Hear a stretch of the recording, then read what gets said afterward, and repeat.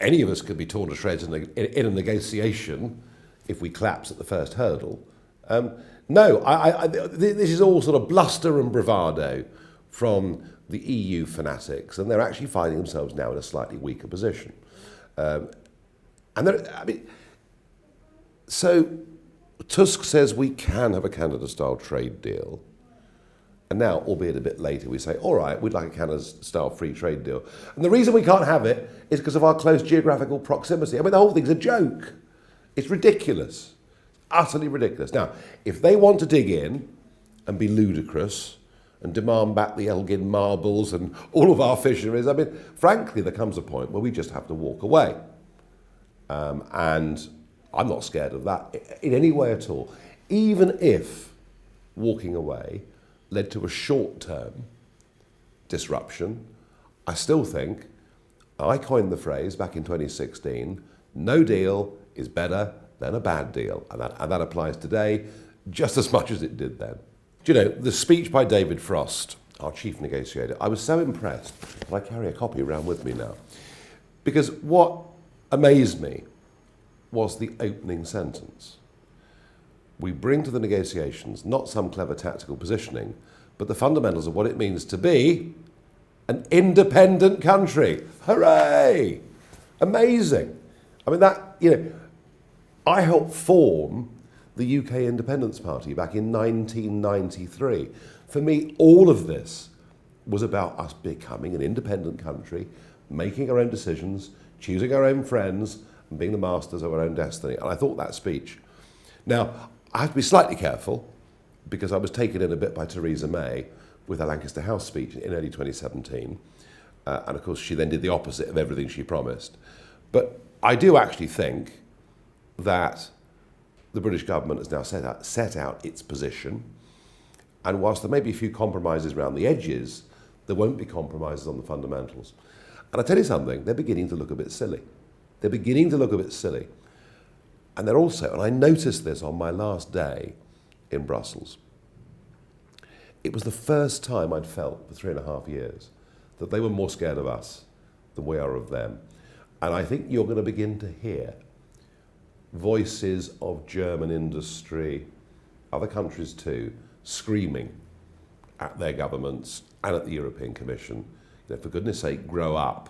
Because if we do go into some sort of a trade war, it's going to hurt them more than it's going to hurt us. The withdrawal agreement that Boris brought back from Brussels was not Brexit. It's a shocking document because of the kinds of commitments it makes. What has happened since then, and this is one of the reasons Brussels are upset, but what has happened since then is Boris has added these different layers. Number one, no extension beyond the end of 2020. Whatever happens, transition ends. All right, the document gives provision for it to go on to the end of 2022. But the key one is that document was trying to tie us into all areas, made it pretty clear in Article 77 of the political declaration that we'd have to be aligned in everything, even taxation, you know, would have to be at a level that they approve. And Boris has blown a hole in that, completely blown a hole in that by saying no regulatory alignment. You know, we will be independent and make our own decisions.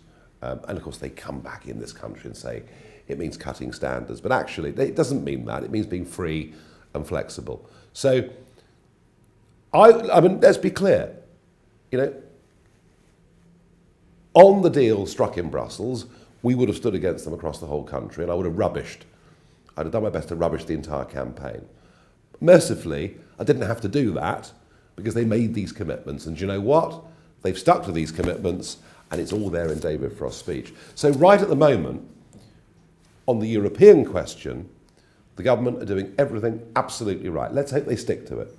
I mean, for goodness sake, one of the key points of Brexit is to make us free to re-establish the great potential relationships that we have around the world. And you know, in the Commonwealth, if you add in America, there's 2.7 billion people living in those countries, many of them with the fastest growing economies of the world, unlike the sluggish Italian, French, and now even German economies. So at every level, you know, I would love to see Boris in Australia and certainly in Washington, DC. The very fact that Priti Patel said, we're going to have a points-based system. I mean, crikey, I've been saying that in every other sentence since 2004. Good, that's progress, real progress. The fact that it's going to be non-discriminatory across the globe, again, every single election campaign I fought for UKIP, goodness knows, they were every year with local elections, general elections, European elections, and I always campaigned for that. Treat people equally from across the world, don't discriminate against Australia in favour of Romania. Doesn't make any sense. That's good. The fact that freedom of movement is going to end next year, that's good. So all of that is fantastic. Now, when it comes to the detail, I'm about to be very critical. But we are having a conversation in this country about our immigration policy. So even before I start my criticisms, get into context that we're now getting into normal politics where we have these debates. Now look, as it is, the way the point system has been set, the way the salary level for those that can come in has been set, I think will mean that the numbers that come to the UK from outside the EU will be even higher than they are today, and perhaps quite considerably higher. I think, does it take back control? Yes. Does it exercise that control properly? I suspect not. And I think they're going to have to change the bar. I used to see Barnier regularly. I'm sure they're missing me terribly, by the way. But I did, on the 8th of January 2017, have a formal meeting with Barnier in his office, with his team, and I took my lawyer, with my Brussels lawyer with me, very clever guy, and we spent a couple of hours with him. And I realised after I left that meeting that much as his door was open to all the Remainers, Lord Adonis and everybody else, actually forcing a second referendum was not really Barnier's priority. I think he's too cute to think that that tactic actually would have worked in this country. I mean, they might have forced one upon us, but he did not think the Brits would change their mind. What he was desperate to do was to keep us trapped inside the customs union and inside the single market. He doesn't like competition. He wants us all to have the same regulations, the same tax rates, the same currency. Everything is to be the same. It is an updated form of Marxist socialism. That's exactly what it is. Far from being competitive and being good for the economy, it's anti-competitive in so many ways. It cuts us off from much of the rest of the world. And he was determined that the UK did not get competitive advantage. And as a lifelong Brexiteer, I'm determined that the UK does get competitive advantage in a modern 21st century global economy. And that's what the fight's going to be over the next few months. And if Brussels realise that Boris is not bluffing, and let's hope that he's not, then they're going to face a choice. They're going to face a choice.